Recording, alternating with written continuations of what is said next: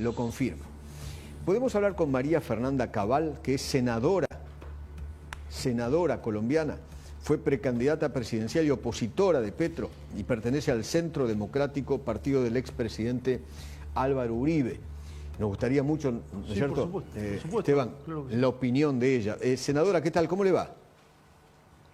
Hola, muy buenos días a todos ustedes. ¿Cómo anda? Le agradezco infinitamente que nos atienda, senadora, ¿eh? Me gustaría mucho su opinión, por favor.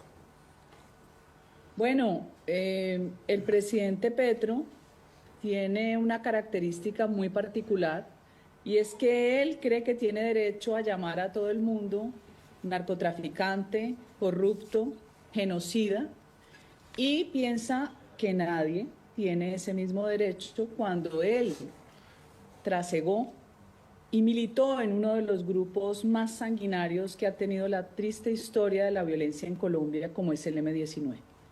Esto escaló, desafortunadamente, pero el que inició la agresión contra Javier Milei antes de su elección fue Gustavo Petro, tachándolo de nazi. Y cuando uno lo llama nazi, pues es lo habitual que hacen los progres. Pero la realidad es que llamarte nazi es llamarte un asesino, como lo hemos visto en la historia del genocidio de los judíos. Bueno, yo justamente estaba leyendo un tuit del 29 de agosto del 2023, donde Gustavo Petro decía, esto decía Hitler. O sea, lo compara a Javier Milei, hoy nuestro presidente, con Hitler. ¿Qué es en el fondo un socialista? Es una basura, es excremento humano. Y recordará, senadora Edu, también que cuando gana las elecciones, ¿sí? le dispensa un tuit muy agresivo, que incluso Bukele le dice, bueno, ahora dilo sin llorar. ¿Se acuerdan de eso? Sí, claro. ¿Sí?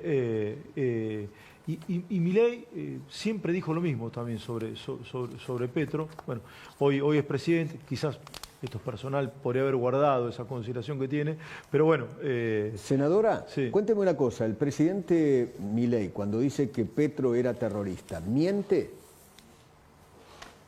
Nadie que haya militado en un grupo tan salvaje como este, pues se dedicaba solamente a servir los cafés. Pero ahora Petro quiere que se borre la historia criminal. Recuerden que ellos quemaron vivos a los magistrados de la Corte, del Palacio de Justicia, la Corte Suprema de Justicia, los mejores magistrados que tuvo Colombia en su historia, asesinados. Pero como la izquierda tiene esa capacidad de torcer la realidad, de asesinarte y convertirse en víctima, inmediatamente se inventaron unos desaparecidos que nunca se desaparecieron y condenaron a los miembros de la fuerza pública, mientras que el Estado colombiano le dio amnistía e indulto a estos bárbaros. Esa es la triste historia de Colombia. O sea, era terrorista y además participaba de una organización criminal y asesina. Claro, es que el M-19, así traten de romantizar su origen, porque también es otra característica de los izquierdópatas. Todos los muertos de ellos son románticos. Y la culpa siempre es de los demás. Pues el M-19, según la biografía de Jacobo Arenas, viene de las FARC. Era una necesidad de urbanizar la guerra. Por eso sus principales dirigentes venían de las FARC, como Carlos Pizarro León Gómez, como Jaime Bateman. Ellos urbanizan la guerra y empiezan con varias actuaciones criminales, violentas, donde hay un recuerdo, además del Palacio de Justicia, que es muy triste. Ellos asesinan a José Raquel Mercado, un hombre de raza negra que era el presidente del sindicato. Ellos le ponen una trampa con una mujer, una novia, lo secuestran, lo asesinan y lo dejan prácticamente desnudo en una calle. De eso no se acuerdan ellos, ni de que era de raza negra, porque como ellos dicen que son los defensores de las minorías, todo es mentira, ni que era sindicalista. Sí, senadora, por su actividad en esta agrupación terrorista, estaba el ELN en ese momento también, un poco más a la derecha, también terrorista, por supuesto. ¿El actual presidente de Colombia estuvo preso o no? Él estuvo capturado con armas. En ese momento los tribunales penales estaban habilitados para juzgar y condenar. Posteriormente eso se abolió, ya no se usó más, pero él sí estuvo capturado y condenado porque se lo encontró con armas, así es. Y en el momento, el atentado a la Corte fue en la década del 80, corríjame si no, senadora. Claro, 89, año 89. Bien, esta guerrilla de la cual formaba parte Petro formaba parte en ese momento todavía. Siempre formó parte, él dice que estaba preso en ese momento y que no participó, pero la realidad es que la jerarquía guerrillera nunca toma decisiones de esa trascendencia sin el conocimiento de sus ideólogos. Sí, ¿y en algún momento condenó ese brutal atentado o no? ¿Y ataque? Jamás, jamás lo condenó, siempre lo justificó.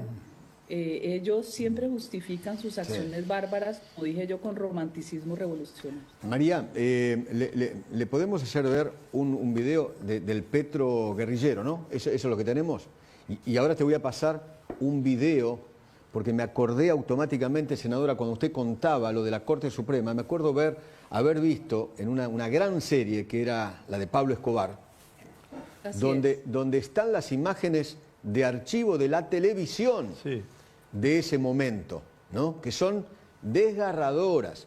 Bueno, pero el Petro guerrillero, dale. Como dice el congresista Gustavo Petro, exmiembro del desaparecido movimiento guerrillero M-19. Fidel Castro ayudó al M-19 en muchas de sus intervenciones en Colombia. E incluso, hay que decirlo, en Cuba se entrenaron tropas del M-19. Que separó el gobierno cubano del gobierno colombiano, se rompieron las relaciones. O sea, no hay duda que este señor Petro que hoy está en la presidencia es un asesino terrorista. O por lo menos un terrorista... Cuando uno pertenece a un grupo terrorista, ¿qué es? Obviamente, yo coincido con usted. Yo coincido Pero como ellos siguen defendiendo sus acciones como si fueran legítimas, y todavía Colombia tiene un articulito detestable dentro de su Código Penal, que es el delito de rebelión, abominable. O sea, todavía existe la forma de justificar la barbarie a través del delito político. Eso es inaudito. Tal cual. Senadora, le agradecemos infinitamente habernos atendido. Fue muy, pero muy amable. Gracias. Muchas gracias.